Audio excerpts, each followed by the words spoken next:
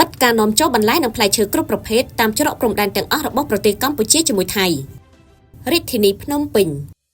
តាមច្រកព្រំដែនទាំងអស់របស់កម្ពុជាបានបិទចោលទាំងស្រុងនៅការនាំចូលបន្លែនិងផ្លែឈើគ្រប់ប្រភេទដែលនាំចូលមកពីប្រទេសថៃការបិទនេះបន្ទាប់ពីមានការប្រកាសរបស់សម្ដេចអគ្គមហាសេនាបតីតេជោហ៊ុនសែនប្រធានព្រឹទ្ធសភាកម្ពុជាដែលកំណត់រយៈពេល24ម៉ោងឲ្យភាគីថៃបើកច្រកព្រំដែនដូចដើមដែលមិនចាំបាច់ចរចាដាក់លក្ខខណ្ឌអ្វីទាំងអស់អសានវត្ត24ម៉ោងដែលជាការដាក់កំហិតរបស់រដ្ឋាភិបាលកម្ពុជាបានដល់ពេលកំណត់ហើយគឺកាត់ផ្តាច់ការនាំចូលបន្លែនិងផ្លែឈើទាំងអស់របស់ថៃដែលនាំចូលតាមព្រំដែនមកកាន់ប្រទេសកម្ពុជា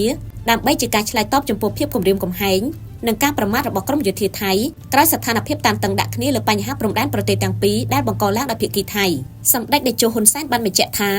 កុំអីយើងបិទព្រំដែនថ្ងៃនេះទៅហើយតែដោយសម្ដេចនិងសម្ដេចបវរធិបតីហ៊ុនម៉ាណែតបានជួបពិភាក្សាគ្នាជាមួយរដ្ឋមន្ត្រីថៃអញ្ចឹងស្អែកយើងនឹងបិទព្រំដែនទាំងអស់មិនឲ្យបន្លែផ្លែឈើចូលមកកម្ពុជាទេបើសិនជាភាគីថៃមិនព្រមបើកច្រកព្រំដែនដូចដើមយើងមិនអាចចរចាជាមួយថៃដោយដាក់លក្ខខណ្ឌឲ្យយើងនោះទេ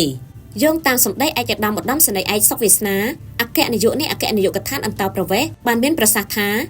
នៅវេលាម៉ោង 11 ព្រឹកនៅថ្ងៃទី 17 ខែមិថុនាឆ្នាំ 2025 នេះមកទល់ពេលនេះនៅតាមច្រកព្រំដែនទាំងអស់របស់ប្រទេសកម្ពុជាបានបិទចោលទាំងស្រុងនៅការនាំចូលបន្លែនិងផ្លែឈើគ្រប់ប្រភេទដែលនាំមកពីប្រទេសថៃចូលមកក្នុងទឹកដីប្រទេសកម្ពុជាសូមអរគុណពីនាងខ្ញុំអឹមស៊ីវិគី